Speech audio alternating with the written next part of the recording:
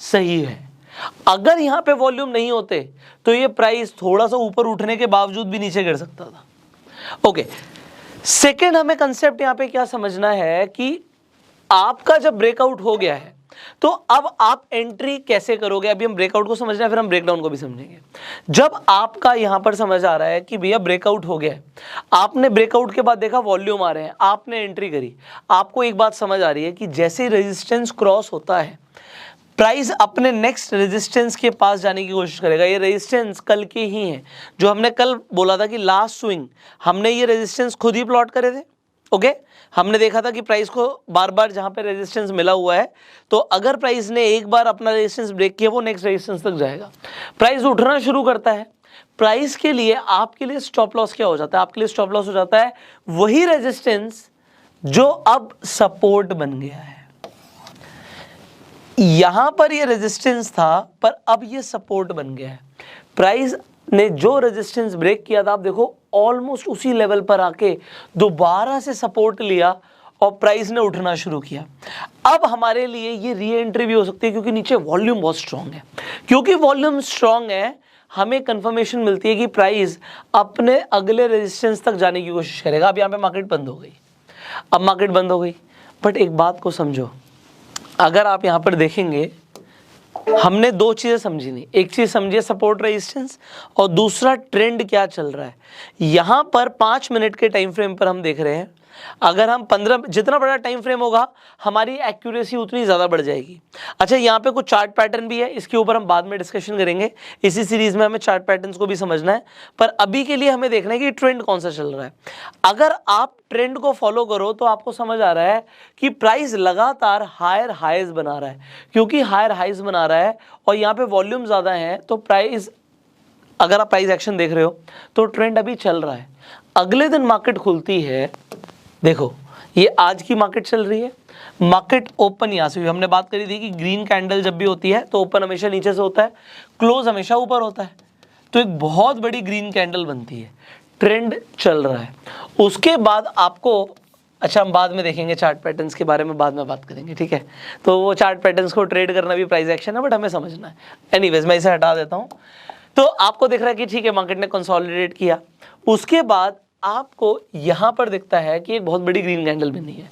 Anyways एक chart pattern मैं आपके लिए दिखा रहा हूं कि इस तरीके से आपके लिए एक ब्रेकआउट था, ठीक है। तो ब्रेकआउट आया, ब्रेकआउट के टाइम पे वॉल्यूम बढ़ गए, उससे पहले ड्रेन्ड आउट थे। क्योंकि वॉल्यूम बढ़ गए you can take a entry. अब सपोर्ट रेजिस्टेंस मैं खुद से प्लॉट करूं, एक तो मेरे पास ये तरीका है, दूसरा हमने आपको बताया हुआ था कि आप सिंपल पिवट पॉइंट्स को यूज करो। Okay, so you got the pivot points. अब आपको जैसे पिवट पॉइंट्स दिखते हैं, ये ब्रेकआउट एक चार्ट पैटर्न का ब्रेकआउट था, तो अभी सपोर्ट रेजिस्टेंस पिवट के अकॉर्डिंग आपको मिल गए हैं। अब सपोर्ट एंड रेजिस्टेंस आप खुद से भी प्लॉट कर सकते थे। कैसे? अगर आप यहीं पर देखते हैं कि ठीक है यहां से प्राइस ऊपर गया, उसके बाद प्राइस को लगातार रिजेक्शन किस लेवल पर मिल रही है। अगर आप देखो कि प्राइस इस लेवल को ब्रेक नहीं कर पा रहा था, इस लेवल को क्योंकि ब्रेक नहीं कर पा रहा था तो ये हमारी एक ब्रेकआउट कैंडल थी और नीचे वॉल्यूम्स थे। अगेन इसे ब्रेकआउट बोलेंगे। प्राइस कहां पर जाने की कोशिश करेगा? अपने नेक्स्ट रेजिस्टेंस पे। सो नेक्स्ट रेजिस्टेंस R1 से प्राइस R2 तक जाता है, R2 को क्रॉस नहीं कर पाता, R2 को क्रॉस नहीं कर पाता। अब यहां पे ब्रेक डाउन को समझते हैं। अब ब्रेक डाउन के लिए पहली चीज हमारे लिए सबसे पहले क्या देखना है, प्राइस ऊपर गया, उसने लगातार सपोर्ट कहां पे लिया? उसने लगातार सपोर्ट वहीं पे लिया जो पहले उसके लिए रेजिस्टेंस था। रेजिस्टेंस सपोर्ट बन गया। पहले यहां पर जब ब्रेकआउट आया तो ये एरिया रेजिस्टेंस था, बट जब ऊपर से गिरना शुरू किया यहां पर लगातार सपोर्ट मिला प्राइस को। बट जब उसने अपने सपोर्ट को तोड़ा तो वो नेक्स्ट कहां जाएगा? अपने नेक्स्ट सपोर्ट पे।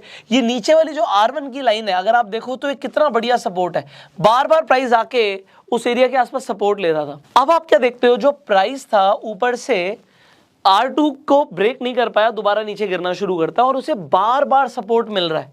जो हमारा रेजिस्टेंस था वही अब हमारा दोबारा से सपोर्ट का काम कर रहा है। प्राइस उस एरिया के आसपास आके सपोर्ट ले रहा है। पर आप क्या देखते हो, एक कैंडल बनती है जहां पर आपको क्लियरली दिख रहा है कि एक ब्रेकआउट हुआ, यहां पे ब्रेकआउट हुआ, ओके। और ब्रेकआउट जब हुआ उसके बाद आप क्या देखते हो, अगली कैंडल का वॉल्यूम और भी ज्यादा है, वॉल्यूम आया। अब वॉल्यूम आने के बावजूद भी आपने एंट्री ले ली। क्यों ली? क्योंकि हमारा पर्पस क्या होता है, जो भी कैंडल ब्रेकआउट दे, जैसे उस कैंडल का लो ब्रेक हो जाए आप एंट्री मार दो। तो आपने नेक्स्ट कैंडल में एंट्री मार दी, आपने एंट्री मारी, आपका स्टॉप लॉस पता है क्या था, जो आपका सपोर्ट टूटा है वो रेजिस्टेंस बन गया है। प्राइस नीचे जाता है बट उसके बाद बाउंस बैक करना शुरू करता है और आपका स्टॉप लॉस हिट हो जाता है। मैं आपको एक चीज बताऊंगा, मार्केट को ना स्टॉप लॉस देना सीखो। स्टॉप लॉस में बाहर हो जाओ, बाहर हो गए, अब आपको देखना है कि अब क्या चल रहा है, प्राइस एक्शन को समझना है। जर्नली अभी मैं आपको ये लिखकर भी समझाऊंगा कि प्राइस ना रीटेस्ट करने के लिए वापस आता है। उसने बाउंस बैक किया पर वो R2 तक नहीं पहुंचा और दोबारा गिरना शुरू करता है। अब जब दोबारा गिरा, यहां पर आप देखते हो दोबारा से हमारे लिए ब्रेकडाउन आया है। ब्रेकडाउन के बाद आप नेक्स्ट कैंडल का वेट करते हो, आप नेक्स्ट कैंडल पर देखते हो कि नेक्स्ट कैंडल पे यहां पे वॉल्यूम कम है, कोई बात नहीं। उसके बाद आप क्या देखते हो कि भैया लो ब्रेक हो गया। जैसे ही लो ब्रेक हुआ, आपने वॉल्यूम डेफिनेटली चेक करना है, वॉल्यूम कम है, ये फॉल्स ब्रेकडाउन भी हो सकता था, पर उसके बाद वॉल्यूम बढ़ने शुरू करते हैं, नेक्स्ट कैंडल में वॉल्यूम बढ़ना शुरू करता है एंड यू सी कि दोबारा से लो ब्रेक हुआ है। अब जब लो ब्रेक हुआ, you take the entry again. आपने ब्रेकडाउन पे दोबारा एंट्री ले ली, आपका स्टॉप लॉस क्या है, ये छोटा सा, ये जो हमारा अभी रेजिस्टेंस बन चुका है सपोर्ट टूटने के बाद, ये हमारा दोबारा से स्टॉप लॉस है। अब अगर आप 1:2 1:3 के हिसाब से ट्रेड करते हो तो आपको यहाँ पे बहुत अच्छा ट्रेड मिला है, पर आपको आइडेंटिफाई करना पड़ेगा कि मार्केट में चल क्या रहा है।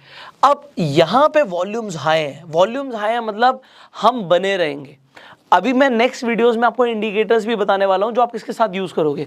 हम कोई भी इंडिकेटर्स अभी यूज नहीं कर रहे हैं एक्सेप्ट पिवट पॉइंट्स। सिर्फ पिवट पॉइंट से हम क्या ले रहे हैं, जो मार्केट का सपोर्ट और रेजिस्टेंस के मल्टीपल लेवल्स हैं वो हमें पता लग जाए। अब जैसे ही आप देखते हो कि R1 का दोबारा से क्या हुआ है, मान लेते हैं आपने यहाँ पे एंट्री नहीं ली, आपने देखा एक कैंडल ने R1 को तोड़ दिया, R1 को तोड़ दिया मतलब ब्रेक डाउन हो गया, ब्रेक डाउन के साथ वॉल्यूम है, आप कहोगे यस यार वॉल्यूम तो है। क्योंकि वॉल्यूम है, आपने वेट करना है, आप वेट कर सकते हो दूसरी कैंडल का भी कि भैया लो ब्रेक हुआ, जैसे ही दूसरी कैंडल में लो ब्रेक हुआ you take the entry because volume है नीचे। इससे पहले वॉल्यूम नहीं थे बट अभी वॉल्यूम है, क्योंकि वॉल्यूम है आपने एंट्री मारी। अब आपका स्टॉप लॉस क्या है, जो R1 का सपोर्ट टूटा है यही आपका स्टॉप लॉस है। और अगेन 1:2 1:3 के हिसाब से ट्रेड देखो ना, बढ़िया चल रहा है प्राइस एक्शन। अब हम क्या देखते हैं, अब हमें क्या देखना है, आपने मल्टीपल सपोर्ट एंड रेजिस्टेंस लिए हुए हैं, इधर you can follow the pivot points और you can yourself make the support resistance, दोनों ही आने चाहिए। अभी जनरली रूल क्या कहता है कि अगर R1 टूटा है तो प्राइस कहां तक जाएगा, प्राइस जाएगा पिवट तक, पिवट के आसपास से उसे दोबारा से यहां पे बायर्स मिल सकते हैं और प्राइस ऊपर जा सकता है। तो अभी मेरा जो लेवल है, मैं टारगेट क्या लूंगा, मेरा टारगेट बड़ा सिंपल है, मैं यहाँ पे कुछ हटा देता हूँ, ये मल्टीपल लेवल्स हटा देता हूँ, अभी आप ज्यादा कंफ्यूज ना हो, हम पिवट के हिसाब से ट्रेड कर रहे हैं। अगर तो अगर R1 टूटा है तो प्राइस पिवट तक जाने की कोशिश करेगा। अब पिवट का एग्जैक्ट जो ये लेवल है हमें इसका वेट नहीं करना, इसके आसपास आप देख सकते हो कि यहां पे आप एक रेक्टेंगल बना दो। रेक्टेंगल आपको ज्यादा अच्छी कंफर्मेशन देता है कि पिवट के आसपास आपने एक जोन बना दिया कि भैया मेरा तो ये जोन हो गया। एक सेकेंड, ऑलरेडी यहां पे मैंने एक रेक्टेंगल इसलिए बना दिया क्योंकि आप लोग कंफ्यूज ना हो। आप ये मत सोचो कि प्राइस बिल्कुल वहीं तक जाएगा, जैसे ही जोन के आसपास भी आ जाएगा आप अपना प्रॉफिट बुक कर सकते हो और यू कैन ट्रेल। अब ये ट्रेलिंग क्या होता है, ट्रेल बड़ा अच्छा होता है। देखो होता क्या है, आप जनरली ये खुद देखोगे, जब मार्केट टूटती है तो बहुत तेजी से टूटती है। अगर आप सही इंस्ट्रूमेंट में ट्रेड कर रहे हो तो अच्छा पैसा बनेगा। सही इंस्ट्रूमेंट मैं आपको आगे समझाऊंगा। इट कुड भी, अभी आप समझ सकते हो कि ये पुट बाइंग हो सकती है और कॉल सेलिंग हो सकती है और फ्यूचर्स में ट्रेड करना हो सकता है। तो मैं आपको ये बताना चाहता हूँ, इस जोन के आसपास प्राइस आने की पूरी कोशिश करेगा और नीचे वॉल्यूम कम नहीं हो रहे, जिससे मैं यहाँ पे बना रहूंगा। अब ट्रेल करने का मतलब क्या होता है, मान लेते हैं मैंने यहीं पे एंट्री ले ली थी इस कैंडल पे, अब मैं क्या करने वाला हूँ, मेरा ये स्टॉप लॉस तो था, अब जैसे जैसे प्राइस नीचे जा रहा है मैं क्या देख रहा हूँ, मान लीजिए अब मैं इस कैंडल तक तो पहुंच ही चुका हूँ।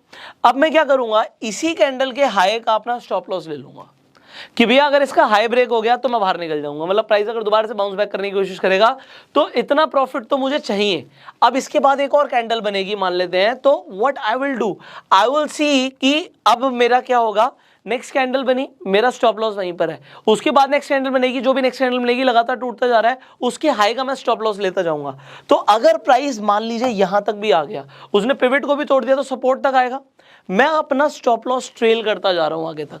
तो हो क्या रहा है, अब मान लीजिए नेक्स्ट कैंडल बनी, well and good, next candle बनी, अभी प्राइस एक्शन आप अपने सामने देख रहे हो, मुझे पता है कि प्राइस कहां तक आने की कोशिश करेगा, वो पिवट तक आने की कोशिश करेगा, पिवट के बाद बाउंस बैक कर सकता है। अभी मैं ट्रेल कर रहा हूं अपना स्टॉप लॉस, मेरा स्टॉप लॉस वहां से हट के अभी इस कैंडल के हाई पे पहुंच चुका है। अभी ये कैंडल चल रही है, अब ये कैंडल चल रही है, इस कैंडल के बाद जो अगली कैंडल बनेगी मैं इसी कैंडल के हाई का अपना स्टॉप लॉस ले लूंगा, मैं एक एक कैंडल के बाद अपने स्टॉप लॉस को ट्रेल करता हुआ चला जाऊंगा। सो प्राइस एक्शन अभी आप लाइव देख रहे हो, आपको समझ आ रहा है कि हमने किस तरीके से जब ब्रेकआउट ट्रेड किया था, हमने किस तरीके से किया था, जब हम ब्रेक डाउन ट्रेड कर रहे हैं हम कैसे कर रहे हैं। ब्रेकआउट और ब्रेक डाउन में सिर्फ दो ही चीजें इंपॉर्टेंट है, support and resistance and volume. Support, resistance, volume को जो इंसान समझ गया वो